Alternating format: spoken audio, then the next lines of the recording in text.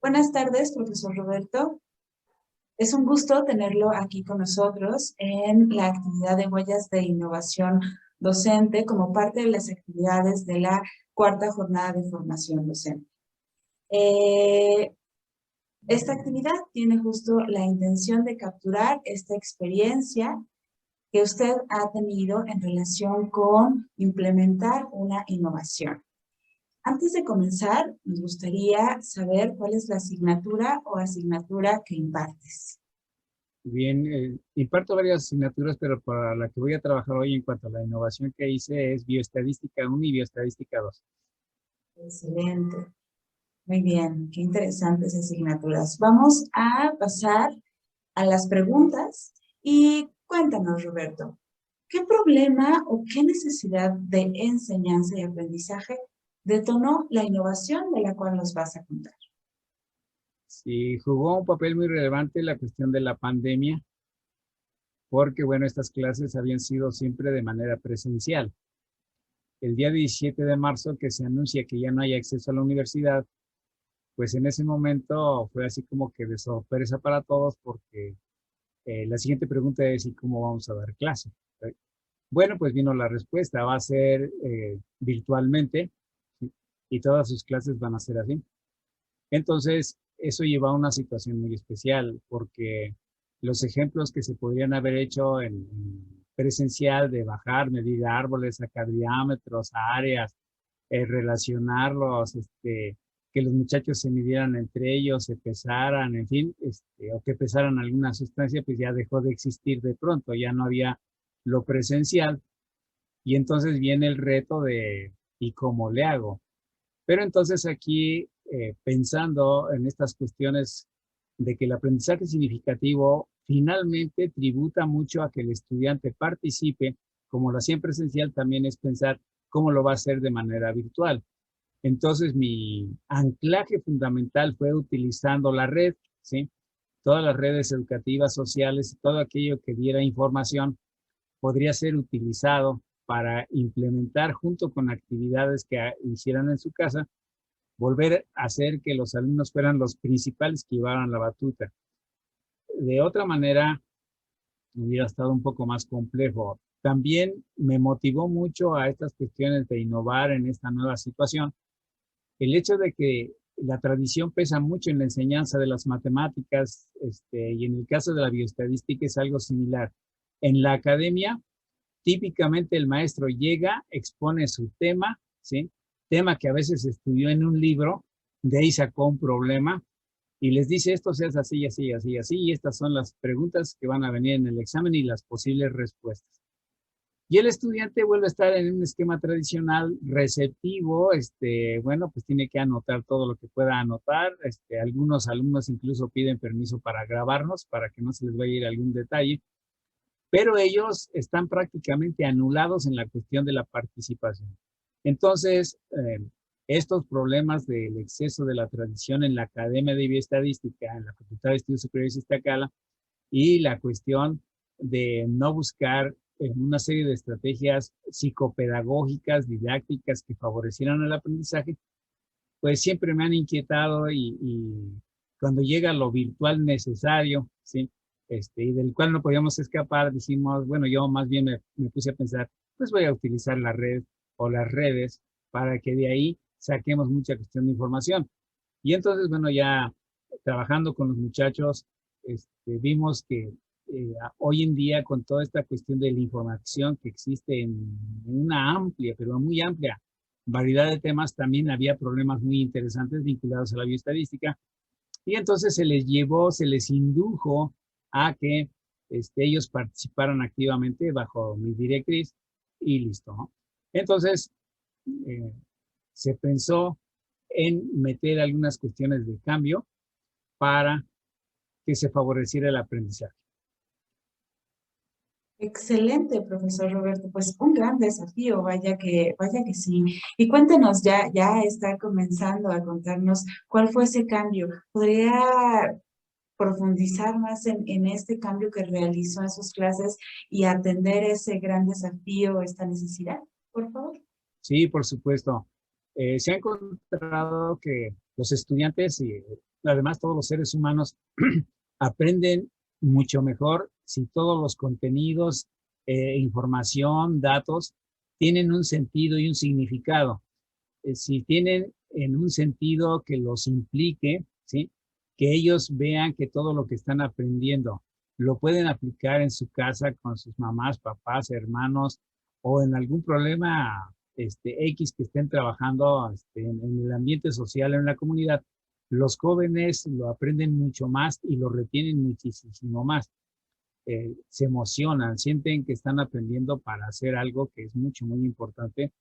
Y entonces se buscaron problemas vinculados a la cuestión de estadística, eh, concretamente, por ejemplo, cuando hablamos de regresiones lineales simples, se les anotaba el ejemplo que ellos buscaran la información de qué edades tenían en su casa, empezando por ellos, y registraran dos aspectos, la edad y la presión arterial, ¿sí?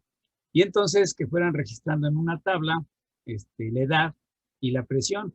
Y les decíamos, con que tengan 5 datos son suficientes para que les mostremos cómo de ahí pueden deducir cosas. Y entonces, en la regresión lineal, lo que les enseñamos es un modelo matemático para que hagan predicción, ¿sí? En su familia de qué pasa o va a pasar cuando ustedes tienen una edad diferente, por ejemplo. Entonces, ¿qué les predice la ecuación que ellos mismos elaboran, ¿sí? Para decir, bueno, va a tener una presión arterial de tanto, ¿sí? Y entonces ya a ellos se les da un espacio de tiempo para que lo empiecen a buscar. Se les dice cómo es que se resuelve toda esta cuestión del modelo matemático que van a hacer, ¿sí? Y ya con todos los datos se les enseña cómo se hace con la calculadora científica, utilizan Excel, ¿sí?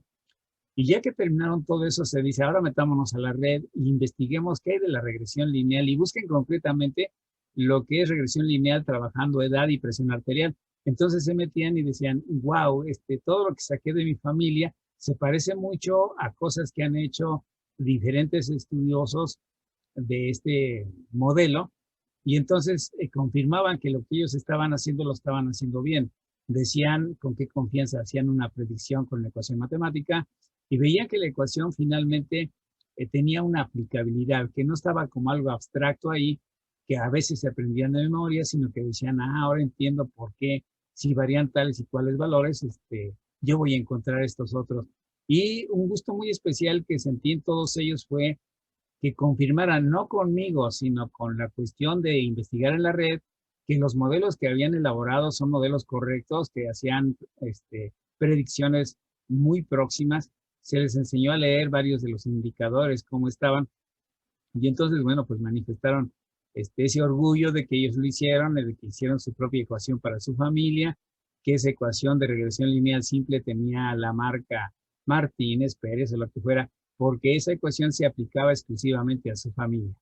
Entonces, todo ello, junto con la cuestión del trabajo en la red, hizo que ellos estuvieran en una constante actividad porque ellos hicieron todo a final de cuentas. Yo solamente fui dirigiendo, induciendo, conduciendo, orientando, reorientando, para que si había alguna cuestión de interpretación inadecuada, yo les decía, a ver, aquí hay que tener cuidado con esto porque se puede interpretar así.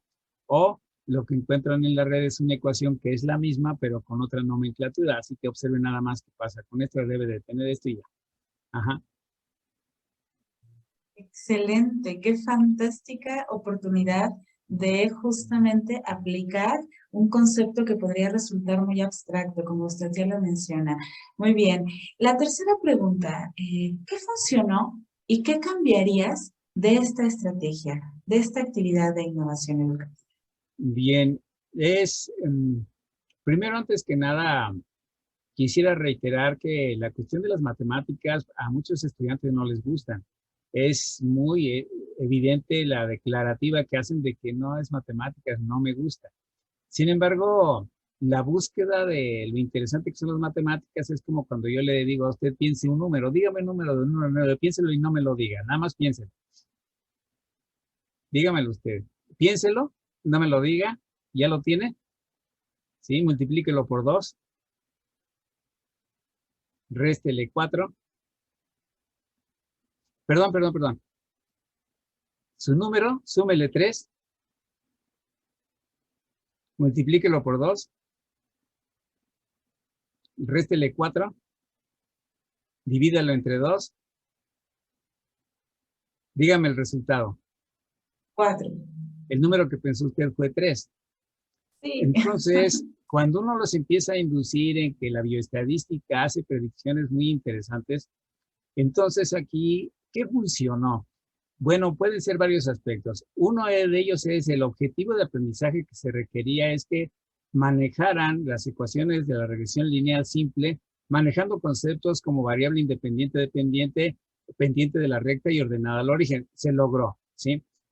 Que aplicaran a situaciones de la vida real el modelo. Se logró porque pusieron su propia marca, su propia ecuación de su propia familia. Eso los motivó muchísimo. La cuestión es la comparación, análisis en un entorno social que es la red y que les dicen si lo hice bien o no lo hice bien. No, no se los dijo su maestro, él ya les había confirmado que estaban bien. Pero el hecho de que en las redes se metan, investiguen y digan, sí, lo hice y son las ecuaciones igual y predicen todo, entonces ellos comparan y de todo. ¿Qué cambiaría? Bueno, pensaría más finamente qué otros aspectos en su familia, en la situación de los jóvenes, pudiesen trabajar con los diferentes temas de bioestadística, donde implicaran aspectos de fisiología digestiva, fisiología del riñón, fisiología del corazón, cuestiones cerebrales, cuestiones de aprendizaje, pero que los implicaran a ellos, por ejemplo, que se hicieran test acerca de la memoria y que luego los expresaran matemáticamente, cuestiones de la atención humana hacia ciertos fenómenos, y que luego lo manifestaran en una ecuación matemática, para que ellos dijeran, aquí está, matemáticamente, la matemática es un lenguaje más que el ser humano utiliza y que, bueno, es abstracto, es cierto, pero es aplicable y muy fuerte a las cuestiones de la vida real. Pero un detalle muy interesante es hacerlo lúdico, agradable, atractivo, que, por ejemplo, ahorita de adivinar un número, eso es un tema que se empieza para las cuestiones de ecuaciones de primer grado con una incógnita, así se empieza un tema y todo el mundo, así como que metido en varias cuestiones, porque van a utilizar lo de adivinar un número con su novia, novio, con sus papás, mamás en una reunión, van a decir, te puedo adivinar un número, ya sé cómo se hace, ¿sí? Y entonces, junto con eso, se van metiendo más cosas. ¿Qué otras cosas cambiaría? El detalle de que en este caso no se trabajó en equipo, fueron individuales todos, cada quien sacaron sus datos y todo. Y yo le agregaría el trabajar en las plataformas, el enseñarlos a trabajar en equipo para que ellos discutan entre ellos lo logrado, para que entonces digan que están las situaciones de esta manera, si coincidimos, no coincidimos, etcétera. Fantástico, mucho por seguir recorriendo a partir de este gran descubrimiento, de esto que ya usted ha implementado con mucho éxito. Pues muchas gracias, profesor Roberto. Ha sido un gusto compartir este pequeño espacio contigo y pues estaremos en comunicación pronto. Hasta luego. Sí, que esté muy bien. Buenas tardes y gracias de nuevo por igualmente.